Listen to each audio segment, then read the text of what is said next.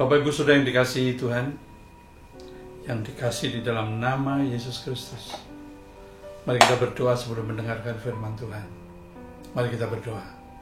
Bapa di surga, Bapa yang kami sembah dan kami permuliakan, Bapa yang kami kenal di dalam nama Yesus Kristus, Bapa yang menyertai kami sekalian melalui Roh Kudus, Bapa yang tidak pernah meninggalkan kami 24 jam, 1 hari, 7 hari seminggu. Kami menyerahkan pemberitaan firman Tuhan ini ke dalam pimpinan hamba-Mu yang sederhana, dipimpin oleh Roh Kudus, dituntun oleh Roh Kudus untuk menyampaikan pesan firman-Mu.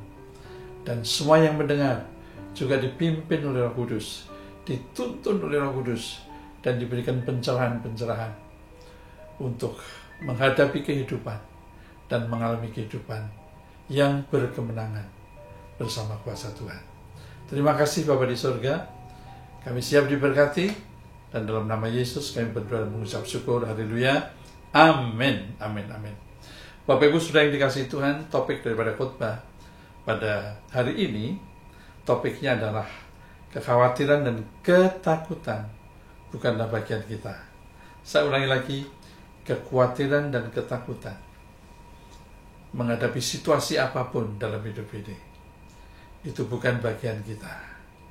Mari kita baca firman-Nya dari 1 Petrus 5 ayat yang ke-7 sampai ayatnya yang ke-10. Saya akan bacakan. Serahkanlah segala kekhawatiranmu kepadanya, sebab Ia yang memelihara kamu. Sadarlah dan berjaga-jagalah. Lawanmu si iblis berjalan keliling, sama seperti singa yang mengaum-ngaum, dan mencari orang yang dapat ditelannya. Lawanlah dia dengan iman yang teguh, sebab kamu tahu bahwa semua saudaramu di seluruh dunia menanggung penderitaan yang sama. Dan Allah sumber segala kasih karunia, yang telah memanggil kamu dalam Kristus kepada kemuliaan-Nya yang kekal, akan melengkapi, meneguhkan, menguatkan, dan mengokohkan kamu sesudah kamu menderita seketika lamanya. Ayat 11 yang terakhir, Ialah yang mempunyai kuasa sampai selama-lamanya. Amin, saudara. Baik, saudara, kita mau membahas yang pertama, saudara. Firman-Nya berkata, serahkanlah segala kekhawatiranmu kepadanya, sebab Ia yang memelihara kamu. Saudara, kenapa firman Tuhan memberikan pesan yang begitu jelas? Serahkanlah, itu kata kerja, saudara. Serahkanlah kekhawatiranmu kepada Tuhan, saudara. Kenapa? Karena khawatir adalah akar daripada ketakutan. Betul, saudara. Ya. Dan khawatir dan ketakutan dalam menghadapi masalah yang sedang kita hadapi, apapun itu, tidak akan menambah apa-apa. Bahkan tidak bisa menambah satu hasta pun dalam hidup kita. Di Matius 6 ayat 27, Yesus berkata, adakah di antara kamu yang karena rasa khawatirnya bisa menambahkan satu hasta saja dalam hidupnya? Saudara, satu hasta itu sekitar 45 cm, saudara. Jadi kalau kita dikuasai kekhawatiran, dikuasai ketakutan, saudara, itu tidak akan merubah apa-apa. Itu tidak akan menghasilkan apa-apa. Bahkan tidak akan membawa kita maju, walaupun cuma 45 cm sekalipun, saudara. Oh, luar biasa ya. Dan berikutnya, saudara, ya, dikuasai kekhawatiran, saudara, dan akhirnya ketakutan, saudara, ya, dan bahkan sampai kepada kepanikan, saudara.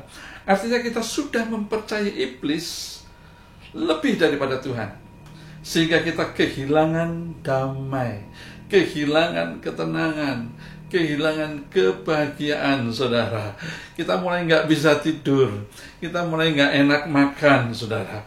Dan yang terakhir itu akan merusak iman kita, dan akan menghalangi kita untuk bisa menerima urapan dan berkat-berkat yang sebenarnya sudah tersedia bagi kita di dalam Yesus Kristus.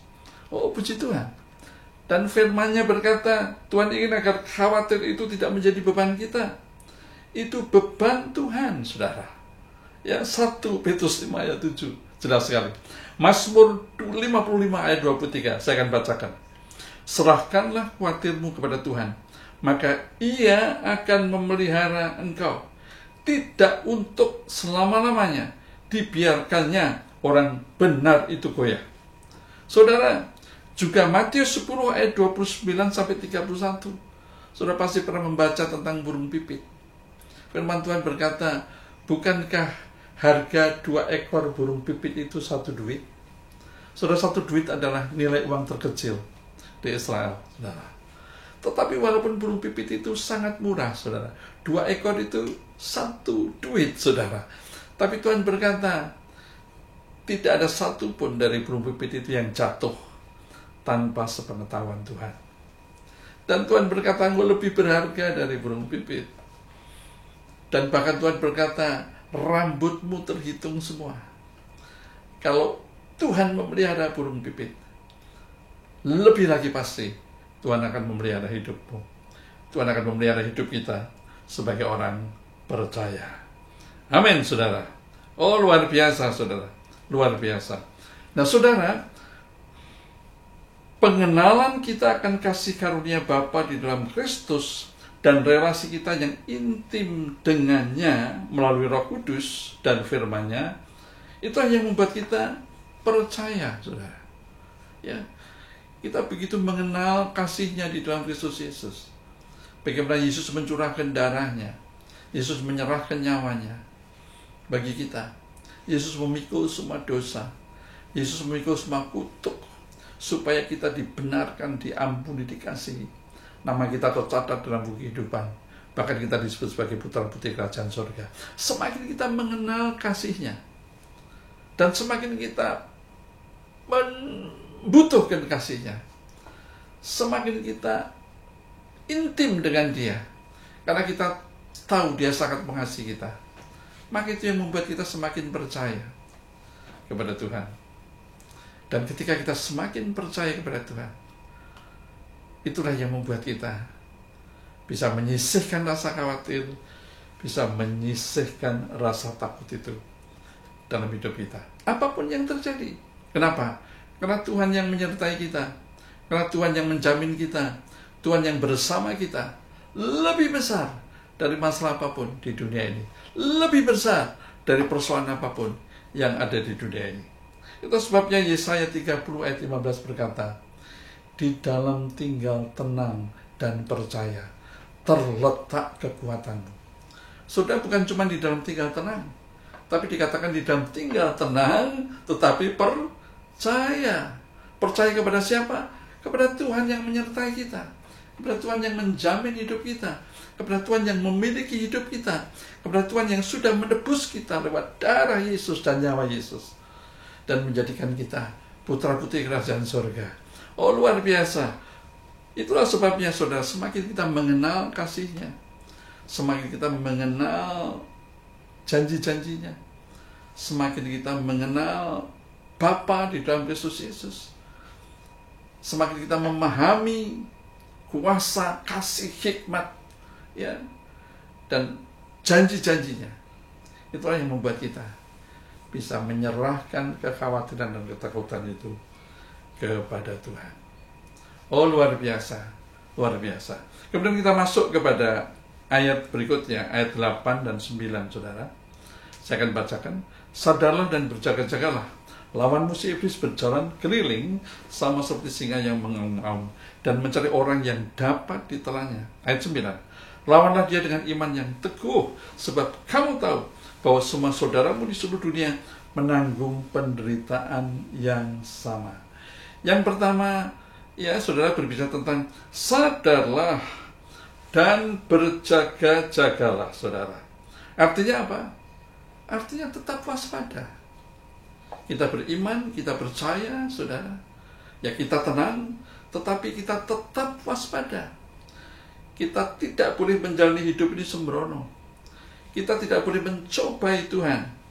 Saudara, kita perlu juga mendengar informasi dari medsos, ya, TV, ya, berita-berita televisi, berita-berita dari medsos yang lain, saudara, yang bisa dipercaya. Karena lewat informasi itu kita akan mengetahui situasi yang terjadi. Lewat informasi itu kita bisa mengetahui apakah situasi berkembang lebih baik atau justru berkembang lebih buruk. Tetapi jangan berhenti di situ, saudara. Kenapa, saudara? Ya, karena ketika kita mengetahui situasi itu, maka situasi itu haruslah mendorong kita untuk mau mendengar firman.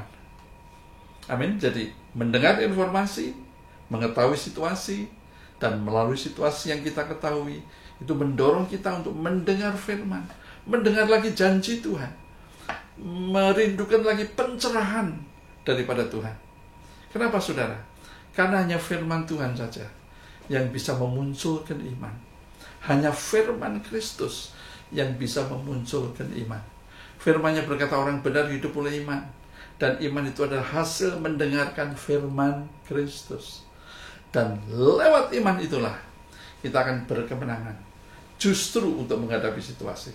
Kita akan berkemenangan justru untuk memenangkan situasi itu dan muncul sebagai pemenang bersama kuasa Tuhan. Oh, haleluya, saudara. Haleluya. Dan ayatnya tadi berkata, saudara, sadarlah dan berjaga-jagalah, lawan musuh iblis berjalan keliling sama seperti singa yang mengaum-ngaum dan mencari orang yang dapat ditelannya. Kenapa singa itu, iblis itu, saudara, bagikan singa yang mengaum-ngaum untuk mencari orang yang dapat ditelannya? Karena iblis tahu ada pribadi-pribadi yang tidak bisa ditelannya. Saudara, ya saudara, siapa orang yang bisa ditelannya? Orang yang bisa ditelannya adalah orang yang tertipu, saudara. Karena melihat peristiwa yang terjadi, melihat situasi yang ada, saudara, melihat hal-hal yang negatif, yang mengkhawatirkan dan menakutkan, dia mulai percaya ya akan fakta yang ada itu, dan dia mulai hanyut dengan rasa khawatir dan takutnya, saudara. Dan sadar atau tidak sadar, ketika itu terjadi, saudara, maka dia sudah ditarik masuk ke dalam tipu daya iblis. Ya saudara, itu yang terjadi, saudara. Itu yang terjadi, saudara. Itu yang terjadi. Ya saudara, kenapa? Karena begitu dia takut dan khawatir, yang saya sampaikan tadi, dia akan kehilangan imannya. Dan dia akan kehilangan urapan Tuhan. Dia akan kehilangan berkat-berkat Tuhan yang sudah tersedia, sudah dijanjikan Tuhan di dalam Kristus Yesus. Nah, saudara, siapa yang tidak bisa ditelannya? Yang tidak bisa ditelannya adalah saudara dan saya. Orang yang percaya Yesus. Orang yang tahu ada Roh Kudus tinggal di dalam hidupnya. Orang yang tahu ada Roh Allah yang tinggal hidup bersamanya. Tidak pernah meninggalkan dia. 24 jam sehari, 7 hari seminggu. Dia juga melihat situasi yang ada. Dia juga melihat apa yang terjadi. Dia juga melihat mungkin keadaannya bukan semakin baik, mungkin semakin buruk. Tetapi dia tetap percaya janji Tuhan. Kenyataan bisa berkata A, tapi kalau janji Tuhan berkata B, dia tetap akan pegang B. Dia akan tetap teguh memegang B dengan imannya. Dan apa yang terjadi? Ketika kita pegang firman Tuhan dengan iman kita, maka Tuhan akan mulai berkarya dalam hidup kita.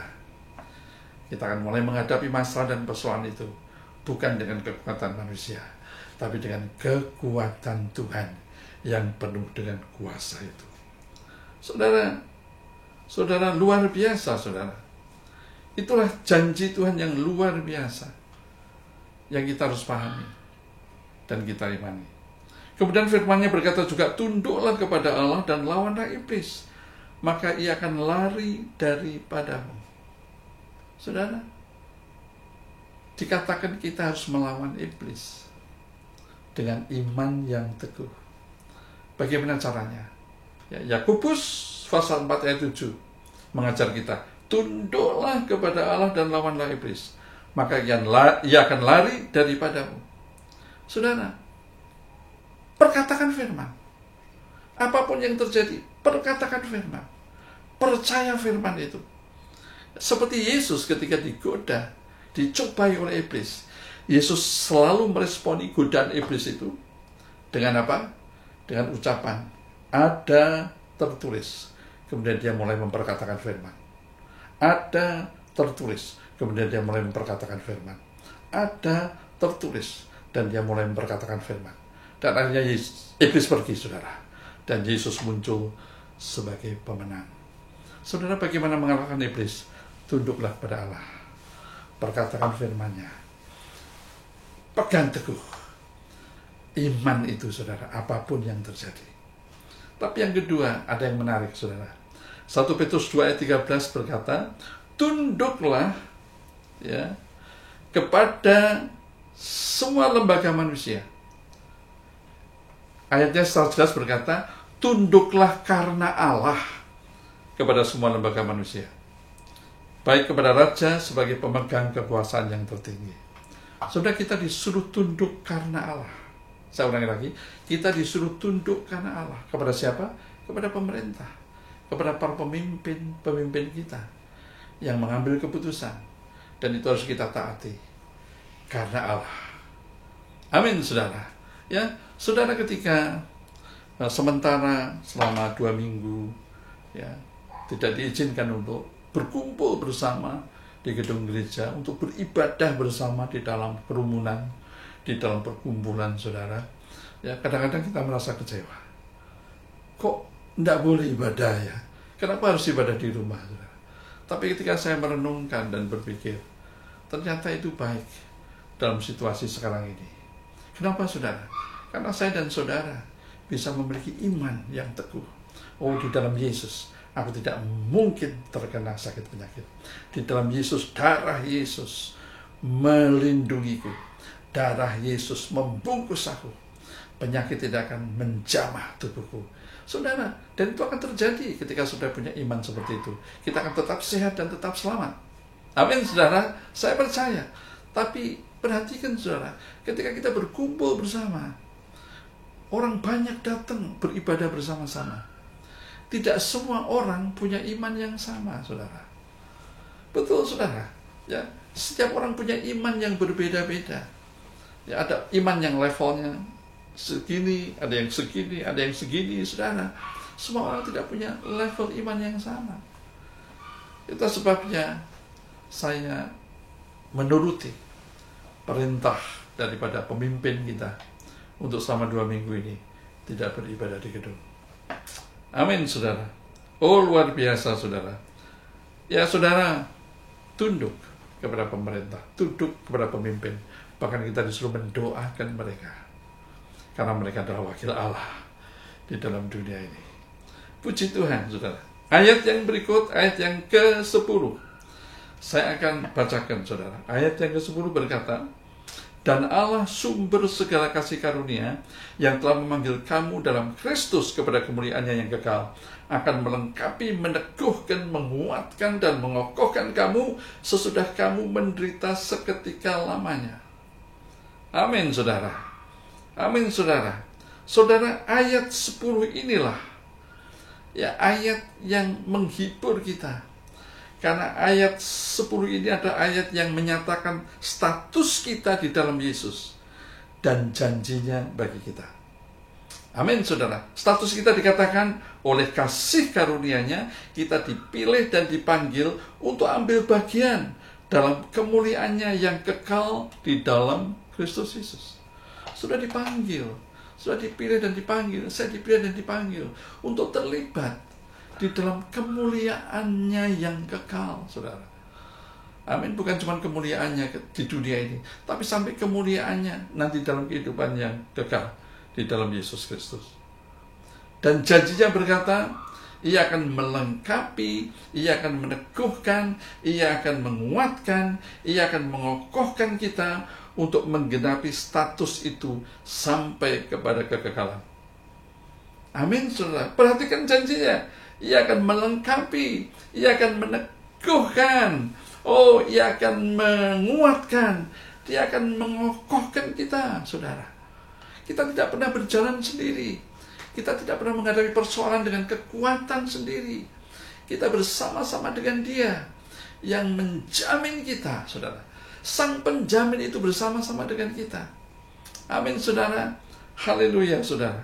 Dan ada kata-kata tadi ayatnya ke-10 dikatakan apa? Sesudah kamu menderita seketika lamanya. Ya, ada kalimat potongan terakhir di ayat 10 yang dikatakan sesudah kamu menderita seketika lamanya. Apa maksudnya, saudara? Menderita seketika lamanya itu kadang-kadang diizinkan Tuhan justru, saudara, untuk membuktikan penyertaannya kepada kita. Bahwa Ia tidak pernah meninggalkan kita. Dalam situasi apapun, bahkan Ia akan menunjukkan kepada kita bahwa Dia akan memampukan kita untuk mengatasi penderitaan itu, untuk mengatasi masalah itu, dan kita muncul sebagai pemenang bersamanya. Saudara, ini juga kasih karunia. Ini juga kasih karunia, saudara. Dia ingin mengalami, Dia ingin kita mengalami bagaimana kita menang terhadap masalah dan persoalan. Amin, saudara. Seperti sekarang yang terjadi dengan kasus virus yang ada ini, saudara. Kita semua ikut menderita, saudara. Ya, dolar menguat, saudara. Ya, ekonomi melemah, ya, saudara. Ya, banyak aktivitas-aktivitas yang ditunda, saudara. Ya, ada kegiatan-kegiatan yang dibatalkan, saudara. Saya percaya kita semua ikut menderita. Tapi jangan kaget, saudara. Jangan putus asa. Karena Tuhan tetap menyertai kita. Tuhan tetap bersama kita untuk menghadapi dan melewati semua penderitaan ini dengan kemenangan. Justru Tuhan ingin membuktikan penyertaannya kepada kita sekalian. Amin, saudara. Amin. Amin, saudara. Saudara, saya akan menyampaikan kesimpulan daripada semua yang saya sudah sampaikan. Kesimpulan yang pertama, saudara. Kekhawatiran dan ketakutan akan situasi buruk yang terjadi bukanlah bagian atau beban kita. Itu beban Tuhan, dan Tuhan ingin kita serahkan itu kepadanya. Yang kedua, tetaplah percaya kepada Tuhan, Allah Bapa kita yang sangat mengasihi kita. Dengarkan informasi, pahami situasi yang ada, tapi apapun situasinya, harus mendorong kita untuk lebih lagi mau mendengar dan percaya firman-Nya. Karena iman kita akan firman akan memampukan kita mengatasi situasi buruk yang sedang terjadi dengan kuasa Tuhan yang menyertai kita. Oh, haleluya. Yang ketiga, jangan tertipu oleh iblis. Jangan tertipu oleh situasi yang terjadi. Memang situasinya benar-benar terjadi. Tapi tunduklah kepada Allah dan lawanlah iblis. Perkatakan firman Tuhan dengan iman, justru untuk menghadapi, justru untuk melawan, justru untuk memenangkan situasi yang ada. Oh, haleluya. Ya, dan yang keempat, saudara, iblis, persoalan, dan sakit penyakit tidak takut kepada kita. Tetapi iblis, persoalan, dan sakit penyakit takut bila kita menyadari siapa status kita di dalam Yesus. Kita adalah putra-putri kerajaan surga. Kita adalah orang-orang yang dikasihi. Nama kita tercatat dalam buku kehidupan. Kalau kita sampai mengetahui dan menyadari dan menghidupi status itu, maka iblis, sakit penyakit, dan persoalan akan takut kepada kita. Dan iblis juga akan takut kepada kita. Sakit penyakit, persoalan akan takut kepada kita. Kalau kita tahu siapa pribadi yang berkuasa yang menyertai kita. Siapa, saudara? Dialah Roh Kudus yang menyertai kita. Dia Roh Allah. Dia Roh Yesus Kristus yang menyertai kita. Sekali lagi, 24 jam sehari, 7 hari seminggu, tidak pernah tidur.